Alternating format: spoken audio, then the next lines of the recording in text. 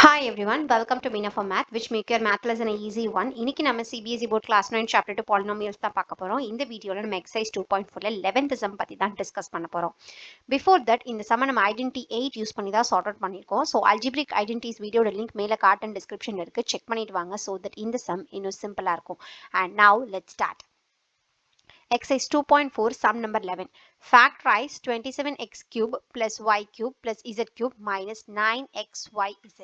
So இந்த sum பார்க்கறதுக்கு முன்னாடி first identity 8 என்ன அப்படிங்கறத தெரிஞ்சுக்கலாம். So identity 8 என்ன அப்படின்னா x cube plus y cube plus z cube minus 3xyz. So இந்த ஃபார்மேட்ல இருந்துச்சு அப்படின்னா அதை நாம x plus y plus z into x square plus y square plus z square minus xy minus yx minus zx. Sorry, xy minus yz minus zx அப்படின்ற ஃபார்மேட்ல நம்ம எழுத முடியும். ஓகேவா? ஸோ இதுதான் நம்மளோட ஐடென்டிட்டி 8. ஸோ இங்கே நம்ம வந்து ஃபேக்டரைஸ் பண்ண சொல்லி கொடுத்துருக்காங்க. அவங்க கொடுத்துருக்கத அப்படியே இந்த எல்ஹெச்எஸோட ஈக்குவேட் பண்ணி பாருங்க. ஐடென்டிட்டி எல்ஹெச்எஸோட எக்ஸ் கியூப் இருக்க வேண்டிய இடத்துல 27 எக்ஸ் கியூப் இருக்கு.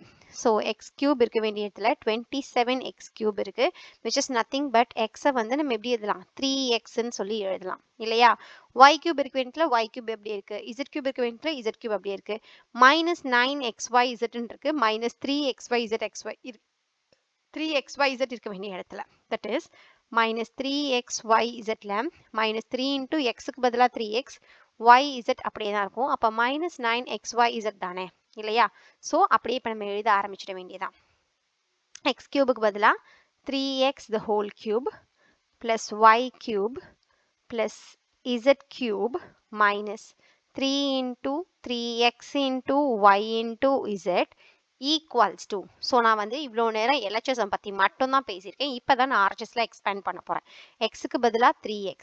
ஸோ 3x ப்ளஸ் ஒய்க்கு பதிலாக ஒய், இசட்டுக்கு பதிலாக Z into X square. So 3x square பண்ணிக்கணும். That is 9x square.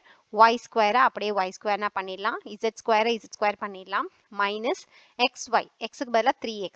அப்போ 3xy minus yz. yzல எந்த சேஞ்சஸும் கிடையாது, அப்படியே yயும் zம் தான் வரும். ஓகேவா? ஸோ அடுத்தது zx. ஸோ zxன்னும் போது xக்கு பதிலாக 3 வரும், 3x வரும். So minus 3zx. ரைட்டா? ஸோ அப்போ 27x cube plus y cube plus z cube minus 9xyz நம்ம ஃபேக்டரைஸ் பண்ணோம்னா we will get 3x plus y plus z into 9x square plus y square plus z square minus 3xy minus yz minus 3zx நமக்கு கிடைக்கும். Hope you understand the sum clearly. If you still have any doubts, comment here, we will clarify. இதே exercise 2.4ல 10 sum பத்தி தெரிஞ்சுக்கோ. உங்க லெஃப்ட்ல இருக்க video check பண்ணி பாருங்க.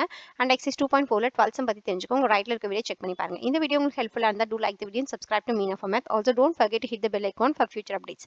And maths கஷ்டமான சப்ஜெக்ட்டா ஃபீல் பண்றவங்க ஃப்ரெண்ட்ஸ்க்கு மறக்காம இந்த சேனலை ரெஃபர் பண்ணுங்க. Thanks for watching. Thank you.